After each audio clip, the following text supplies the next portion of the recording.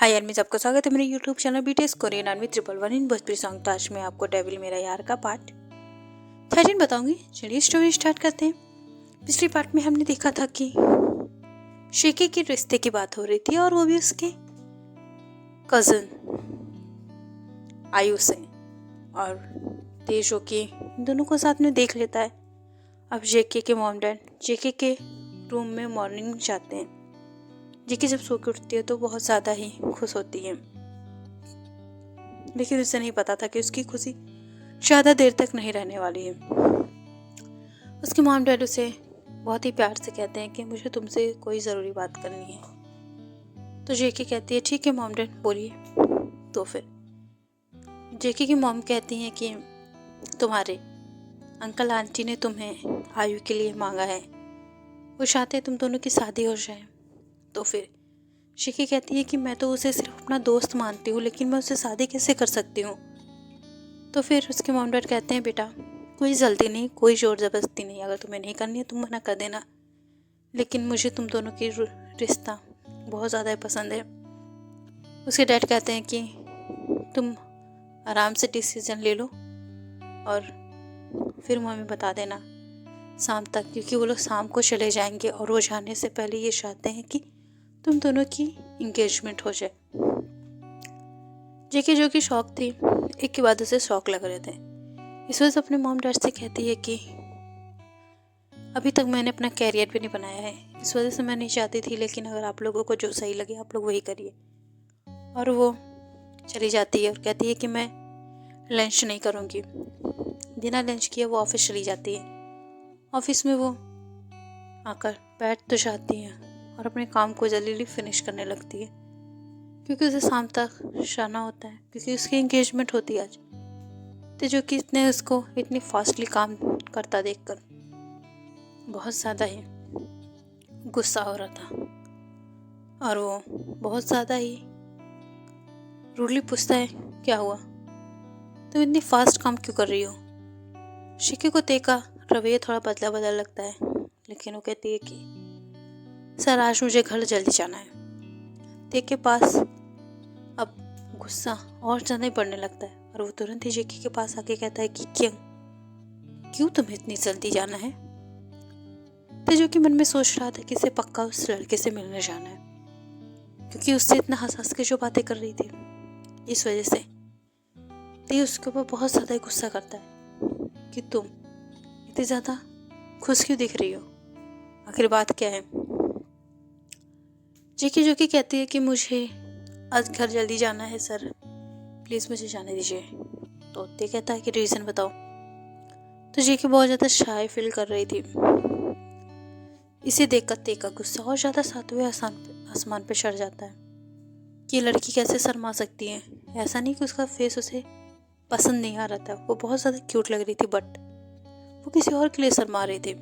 ये बात ते को बिल्कुल नहीं पसंद है। जेकी जो कि शर्माते हुए कहती है कि अब वो सर आज मेरी एंगेजमेंट है, इस वजह से मुझे आज जल्दी जाना है। ते का गुस्सा फट पड़ता है, वो तुरंत ही उसे बाजू से पकड़ता है, कहता है कि व्हाट, तुम ऐसा मेरे साथ कैसे कर सकती हो, मैं तुम्हें इतना प्यार करता हूँ, लेकिन तुम किसी और के साथ शादी कर रही हो। अगर तुम्हें किसी ने भी छुआ तो अपनी मौत से जाएगा। और तुम कैसी लड़की हो, किसी और को करती हो और शादी किसी और के साथ करने जा रही हो। अब वो उसे किस करने लगता है और कहता है, किस करने के बाद जब वो ब्रीथ नहीं ले पाती छोड़ देता है और कहता है क्या तुम्हें कुछ याद आया या फिर नहीं, और वो उसे फिर से किस करता है। शिकी जो कि इस किस को पहचान पा रही थी, और वो मन में कहती है क्या ये वही इंसान है उस रात जब मैंने इसकी जान बचाई थी। तो जेकी जो कि बहुत ज़्यादा गुस्सा हो जाती है और कहती है तुम्हें हिम्मत कैसे मुझे किस करने की, आपको इतनी भी तमीज़ नहीं है कि बिना किसी मर्जी के उसे किस नहीं करना चाहिए। तो ते कहता है क्या तुम मेरे मर्जी से मेरे पास आई थी, उस दिन तुमने मुझे किस किया था और तुमने मेरी जान बचाई थी, क्यों बचाई थी, मरने देती मुझे, क्या मैंने कहा था तुम्हें मेरी जान बचाओ। और जब तुमसे मुझे प्यार हो गया है, मैं तुम्हें अपनी जान से ज़्यादा प्यार करता हूँ, लेकिन तुम्हें तो मुझसे दूर जाना है। लेकिन मैं बिल्कुल नहीं मानूंगा, अगर तुमने किसी के क्लोज जाने की कोशिश की तो मैं उस इंसान को ही ख़त्म कर दूँगा। समझ में आई बात? और मैं तुमसे प्यार करता हूँ बहुत ज़्यादा, इस वजह से मैं तुम्हें खुद से दूर नहीं कर सकता और तुम मुझसे खुद दूर नहीं कर सकती। श्रीकी कहती है मैं इस शॉप को ही छोड़ दूँगी और आपको भी।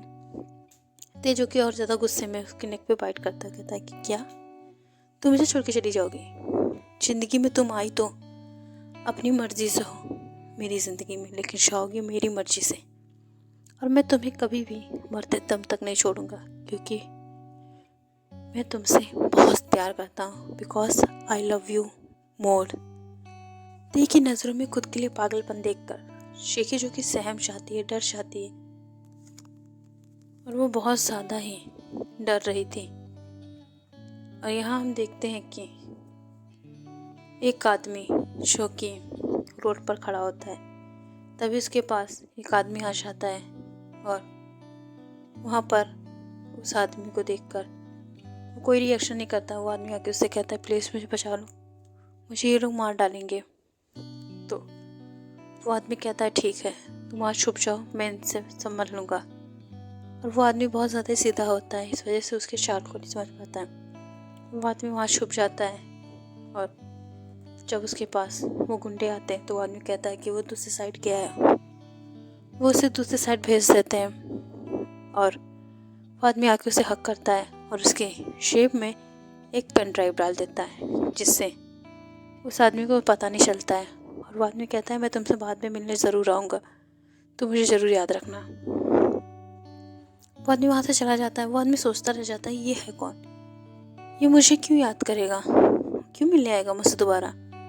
वो सोचता है शायद मैं उससे ज़्यादा अच्छा लग गया और वो सोचते सोचते अपने घर चला जाता है। यहाँ पर शोकी बहुत ज़्यादा ही फाइट कर रही होती है। शेकी खुद को छुड़ाने की बहुत कोशिश करती है, लेकिन वो उसे बिल्कुल नहीं छोड़ता।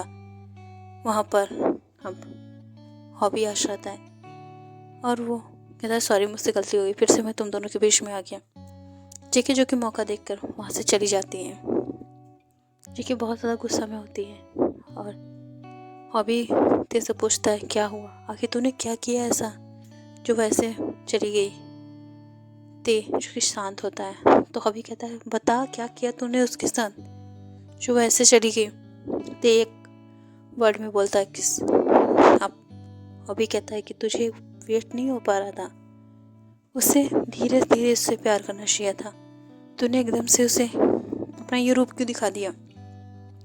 ते कहता है बिकॉज उसकी आज इंगेजमेंट है और वो मुझसे दूर जाने की सोच रही, तो मैं कैसे ना उसे अपने पास रखूं बोलो। और हॉबी जो कि बहुत ज़्यादा ही डर गया था, क्योंकि वो ते का चेहरा देख रहा था, उसे बहुत ज़्यादा ही गुस्सा आ रही थी। वो जेके से मन में कहता है कि क्यों किया तुमने जेके ऐसा, तुमने सोते हुए शेर को जगा दिया, अब ये क्या करेगा ये तो मैं भी नहीं जानता।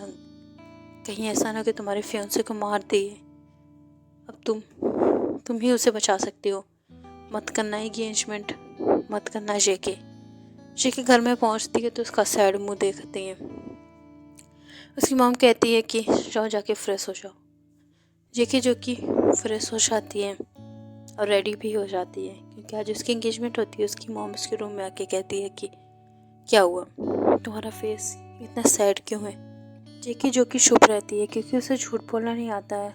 वो बिल्कुल भी अपने मॉम डैड से या किसी से भी झूठ नहीं बोल सकती है, वो बिल्कुल ही सच बोलती है। इस वजह से वो चुप रहती है और उसकी मॉम बार बार कहती है क्या हुआ बेटा, क्यों तुम इस तरीके से अपना फेस बनाई हो, शाम को तुम्हारी एंगेजमेंट है, तुम ऐसे अपने फेस को बनाओगे तो तुम्हारा चेहरा डल दिखेगा।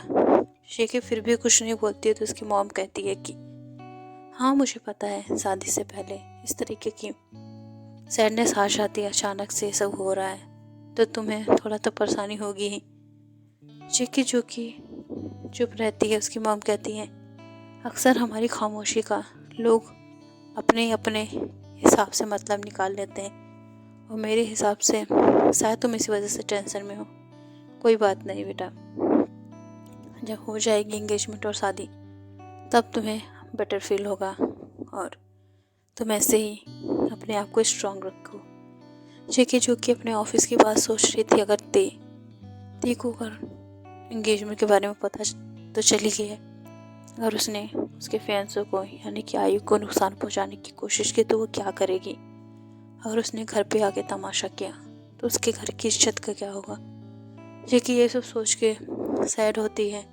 उसकी मॉम उसे ये सब कह के चली जाती हैं और वो बहुत ज़्यादा रोती है, लेकिन कुछ नहीं कर पाती है क्योंकि तेज जो कि बहुत ज़्यादा गुस्से वाला आदमी है, ये जेके को भी पता है।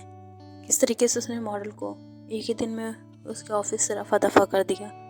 उसके लिए तो बिल्कुल भी कोई भी चीज़ मुश्किल है ही नहीं और वो चाहे तो कुछ भी कर सकता है क्योंकि वो कोरिया का नंबर 1 बिजनेसमैन है। वो पता नहीं कैसे शेकी उसके चंगुल में फंस गई। अब शेकी क्या करेगी। शेकी बहुत ज़्यादा परेशान होती है। यहाँ पर सारी तैयारियां हो जाती हैं। नीचे सब शेकी का इंतज़ार करने लगते हैं। शेकी अब वहाँ पर पहुँच जाती है और एंगेजमेंट हॉल में सब बहुत ज़्यादा ही खुश होते हैं शेकी को देखकर। शेकी को देखकर आयुष जो कि इतना ज़्यादा खुश होता है कि खुद नहीं बता सकता। वो उसकी आंखों में साफ डर देख पा रहा था और वो उसको अपने पास बैठाता है। और जेके जो कि बहुत ज़्यादा ही नर्वस होती है, वो जेके को रिंग पहना देता है।